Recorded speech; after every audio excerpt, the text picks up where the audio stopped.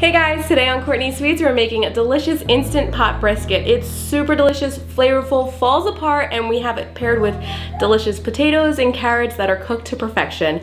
So let's get started and I'm going to show you how easy it is to make this meal. So to start our instant pot brisket, I am just going to leave this fat on, and I have a little bit of oil in my Instant Pot on saute mode and it is hot and ready. I'm leaving this fat on because we want to keep that fat on for flavor, and we're going to sear it on both sides. And while it's searing, I'm cutting up my vegetables. You could also do this beforehand, but I don't like my potatoes to get brown and gross. You could also keep them in water if you do prep it ahead. You want to cut everything rustically. So you want to do like a rough chop. Everything needs to stay nice and intact. We're cooking it for a bit under pressure, so you want it to be these nice big chunks. Then when your brisket has seared on one side, you're gonna flip it over. Now we're gonna get started on the sauce. I'm using 1 cup of ketchup, and then you could also use ginger ale, but I'm using seltzer water because I use seltzer water for my matzo balls, so I have seltzer water left over. So I'm using 2 cups of seltzer water. And since I use seltzer water, I do add a half a cup of brown sugar, and then I add a pack of Lipton onion soup mix. I do use the kosher one because we are dairy-free, and this ensures that it is a dairy-free mix.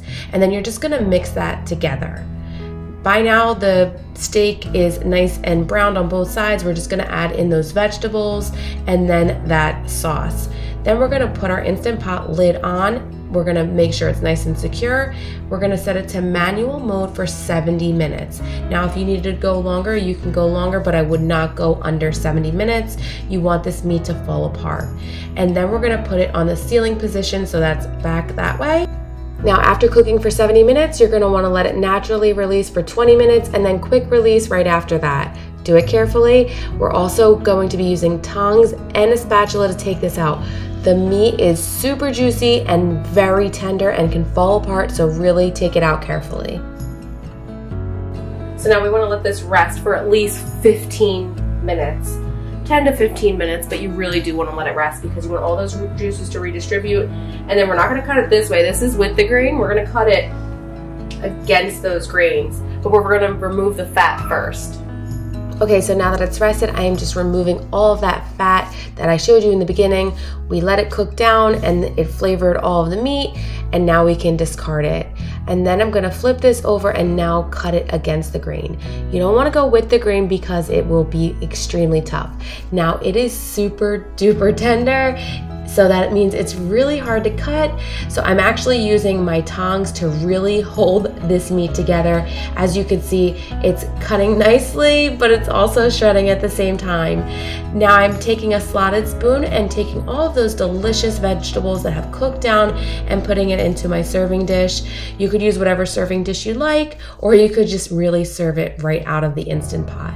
And then I like to use a ladle to pour those juices right over top of the brisket, and it really helps flavor it. If you wanted, you could even cook it in the Instant Pot a little bit longer to flavor that meat. And then I like to garnish with a little bit of parsley to give it a little pop of color. As you can see, when I was cutting it, it was literally falling apart. So it really does just shred. You could even put it back in the Instant Pot and let it shred up with those veggies.